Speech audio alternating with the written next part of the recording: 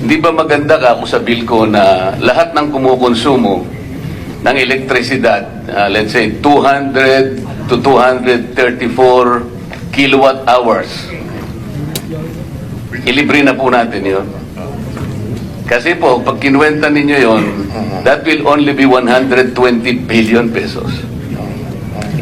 Makakatipid pa po tayo ng about 74 billion. Ito sigurado pong nasa kanila, direkta na nating may bibigay. Kesa naman sa kolektahin po natin, pagkatas ipamimigay bilang ayuda, wala namang guidelines. Libre. Hindi po ba practical yun? Yeah. Ang pagkaalam ko, meron pong data ang DSWD kung ilan yung natutulungan ng 4Ps. Yung 4Ps po, walang masyadong problema doon. Correct. Sapagkat conditional po yun. Correct. At So, yan po merong guidelines. Correct. So, Pero pagka yung MAIP na po, yung AIX, yung TUPAD, lalo na po yung AKAP, talaga pong wala na yun. Yung pagkaalam ko, may data yan, ang 4Ps, no? Ang pagkaalam ko, kung talagang titignan nila na mabuti, meron din data ang DSWD sa AIX.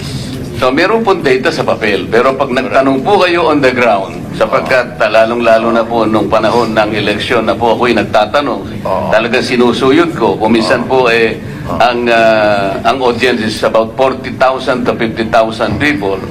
Talaga pong tatanungin ko, sino po ang nakatanggap? Wala pong sumasagot eh. So kailangan pong mag-check. Kaya po nasabi na mas mabuti pa yata, mas practical, na ibigay na lang natin na parang subsidy sa kanila. Siguradong mapupunta sa kanila, walang corruption, wala pang magpapasikat na politiko na akala mo galing sa kanila. Ang alam ko rin, doon sa Lifeline Subsidy, meron tayong pagka below 100 kilowatt hours ang gamit mo. Hindi po, 20 kilowatt hours lang ang nasa Lifeline po. Ulitin ko Hindi lang. po 120. Yeah, ulitin ko lang.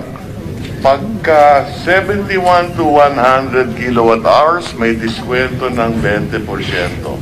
Pag 0 to 20 kilowatt hours, 100% libre. Pagka 21 to 50, 50%. Pagka 51 to 70 kilowatt hours, 35%. Kabisado ko po yung secretary, laderize po yan. Katapos-tapusan po, ang Lifeline, Yes. 20 kilowatt hours. That's Parang ang isang bayan nagsindi ng ilaw isang araw, yung 29 days, hindi na siya gagamit. Pero ang pagkaalam ko dito, hindi napapatupad to. Hindi nga po. Kaya nga, ang gusto ko lang pong sagutin ninyo, mas practical po ba yung iniisip